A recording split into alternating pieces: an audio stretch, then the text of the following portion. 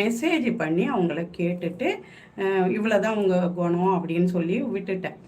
அதோட அவங்க சேனலையும் நான் பார்க்குறதில்ல, அவங்கக்கிட்ட நான் பேச்சுக்கும் போகிறதில்லன்னு வைங்க.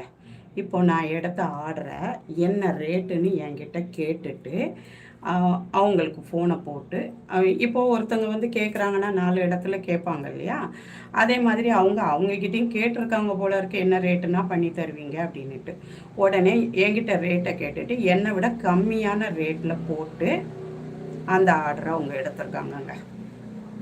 நீ எடு ஆர்டரு. ஏன்னா ஒருத்தர் ஆர்டர் கொடுக்குறாங்கன்னா ஒரே ஆள்கிட்ட கொடுக்க மாட்டாங்க, 10 பேரை விசாரிப்பாங்க. அந்த 10 பேரில் யார்கிட்ட கம்மியாக இருக்குதோ அவங்கக்கிட்ட தான் கொடுப்பாங்க. அது நம்ம கூட அதை தான் பண்ணுவோம் இல்லையா.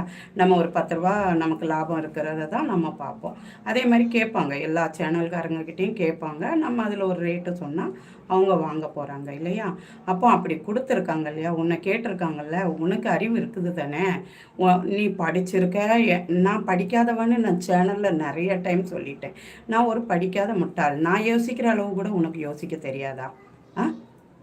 நீ உன்னோட பொருளுக்கு என்ன ரேட்டோ அதை நீ வச்சுட்டு போக வேண்டியது தானே. என் பொருள் இந்த ரேட்டுங்க, நான் இப்படி தரேன்.